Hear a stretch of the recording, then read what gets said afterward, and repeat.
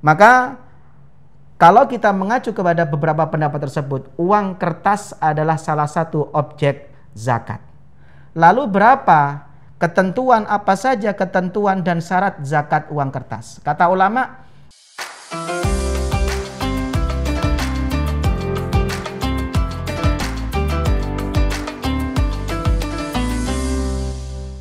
Assalamualaikum warahmatullahi wabarakatuh.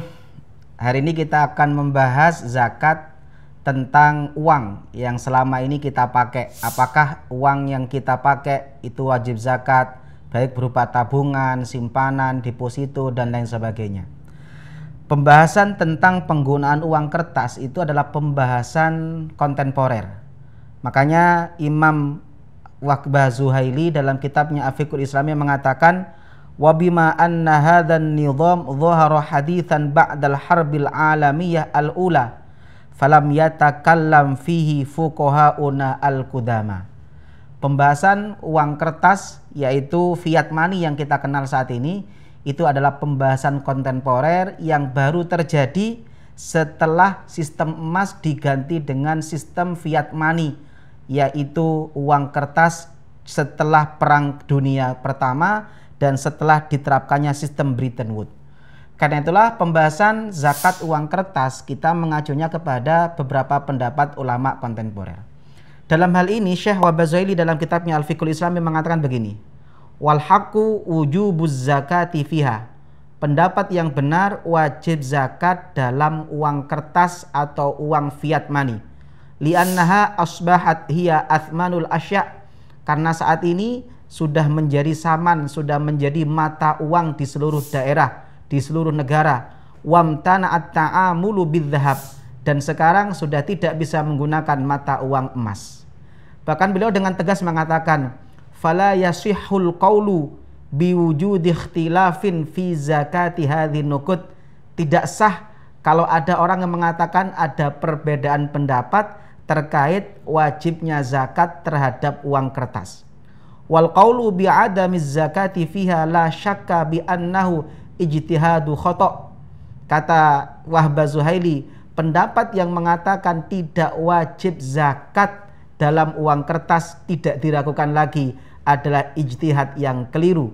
Li'annahu yu'addi fin natijah alla zakata ala akhtari wa ahammi naw'in min amwaliz zakah.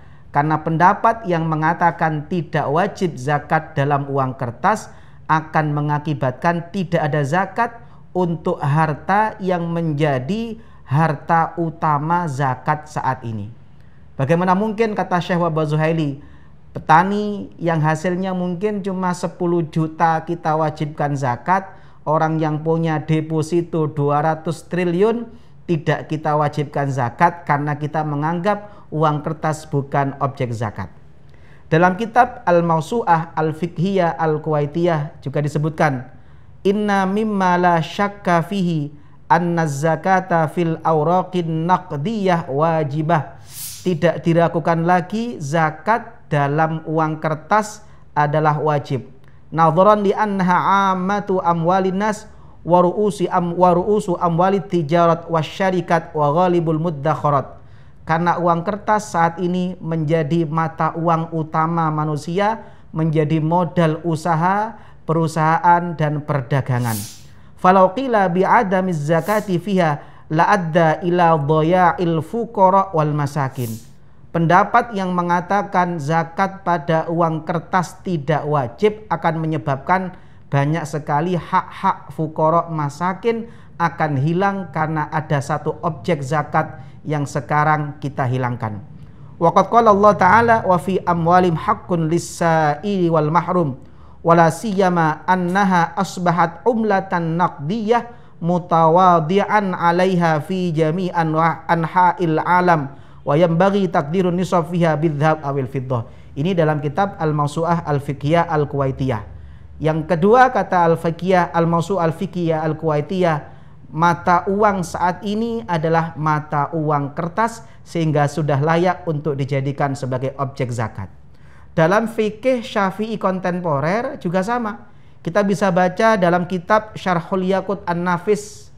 Dalam Syarhul Yaqut An-Nafis dikatakan, wal awraqul maliyah awil umlah al waraqiyah allati yata'amalu bihan nas al yaum at-tahqiq annalaha hukman naqdain. Pendapat yang tahqiq, pendapat yang hukumnya kuat, pendapat yang benar bahwasanya mata uang keras, mata uang kertas yang saat ini menjadi mata uang seluruh umat manusia memiliki hukum yang sama dengan emas dan perak. Maka kalau kita mengacu kepada beberapa pendapat tersebut, uang kertas adalah salah satu objek zakat. Lalu berapa ketentuan, apa saja ketentuan dan syarat zakat uang kertas? Kata ulama, uang kertas sama hukumnya dengan emas dan perak. Maka syarat zakat dalam uang kertas sama dengan syarat zakat dalam emas dan perak. Apa saja? Yang pertama, harus mencapai nisab. Berapa nisabnya? Di sini ulama berbeda pendapat. Tapi menurut pendapat yang paling kuat, nisabnya adalah dengan mengacu nisabnya emas. Syekh Wahbah Zuhaili mengatakan, wa nakhtaru ayyakuna waznuha dhahaban wal asah takdirun nisab al-waraqi bidh-dhahab li'annahu al-mu'adil li nisabil an'am. Pendapat yang saya pilih, kata beliau, yang paling sahih adalah nisab zakat uang itu disamakan dengan emas, karena emas itu setara dengan nisabnya unta, nisabnya sapi, dan nisabnya kambing. Saya pernah menjelaskan di video sebelumnya, kenapa yang lebih layak menggunakan zakat emas sebagai acuan untuk zakat uang. Yang pertama, kalau kita mengacu kepada Imam Ad-Dahlawi dalam kitabnya Hujjatullah Al-Balighah, wa innama quddira minal warik khamsu awaqin li'annaha miqdarun yakfi aqalla ahli baitin sanatan kamilah. Nisab itu spiritnya adalah satu ukuran yang cukup untuk dijadikan menutupi kebutuhan satu rumah tangga kecil dalam 1 tahun. Maka kalau kita mengacu kepada emas, kalau kita hidup di daerah-daerah perkotaan, maka nisab emas ini adalah satu kebutuhan untuk satu keluarga selama 1 tahun. Yang kedua, berlalu 1 tahun dengan sempurna. Artinya kalau kita punya uang kita mencapai nisab dan nisab ini berlangsung sampai 1 tahun, tidak berkurang, maka kita wajib tahun depan. Tapi andaikan di tengah tahun nisabnya berkurang, maka haulnya ingkitok, haulnya terputus dan dimulai lagi ketika saldonya mencapai nisab. Yang ketiga, zakatnya adalah sama dengan zakat emas, yaitu 2,5%. Saya kasih satu ilustrasi. Contoh, jadi kalau kita punya uang, maka seluruh uang kita itu kita total. Mungkin ada yang uangnya, tapi ini berlaku untuk uang yang sifatnya adalah simpanan, bukan uang yang muter untuk keperluan kita sehari-hari, itu nggak dihitung. Contoh, kita punya uang simpanan di brankas, ada uang simpanan kita yang berada di tabungan, ada yang dalam bentuk deposito, maka semuanya ditotal. Saya kasih contoh, umpama tanggal 1 Muharram, saya punya uang tunai simpanan 20 juta. Saldo bank saya baik tabungan maupun deposito 170 juta. Maka total uang yang saya miliki simpanannya adalah 190 juta. Kalau kita mengacu kepada nisab emas, 85 gram emas. Kalau harga 1 gram emas adalah 1,5 juta, maka nisabnya adalah sekitar 127,5 juta. Maka tanggal 1 Muharram berarti saldo uang saya baik tunai simpanan ataupun yang di bank itu total 190 juta, berarti sudah 1 nisab. Kemudian di tanggal 5 bulan Rabiul Awal, di bulan Safar, saya kemudian mengambil tunai uang saya 10 juta, tapi saya menambah uang di bank 30 juta, maka saldo saya total 210, masih nisab. Cuma tanggal 20 Rabiul Awal, saya ternyata punya keperluan. Uang saya gunakan beli mobil. Uang saya gunakan untuk keperluan saya 160 juta. Maka dari 210 juta, dikurangi 160 juta, sisa 50 juta.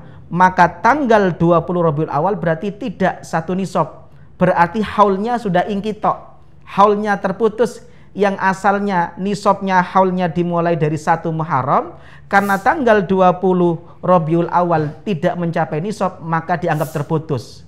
Kemudian tanggal 20 bulan Rabiul Awal, Jumadil Ula, saya ternyata nambah uang, ada rezeki saya tambah 170 juta. Berarti nisabnya dimulai lagi ketika saldo saya ditambah yang kemarin 50, ditambah dengan 170 plus uang tunai 5 juta, berarti saldo saya 225 juta. Maka pada tanggal 20 Jumadil Ula haul saya dimulai. Dan kalau ini tidak berkurang, tidak sampai nisabnya berkurang, maka andaikan saldo saya di tanggal 20 Jumadil Ula tahun depannya itu mencapai 200 juta, maka yang wajib saya zakati adalah 200 juta di akhir tahun Jumadil Ula tahun depan dikali 2,5% atau setara dengan 5 juta rupiah. Inilah zakat yang harus kita keluarkan dan kita bagikan kepada fakir miskin. Semoga bermanfaat. Assalamualaikum warahmatullahi wabarakatuh.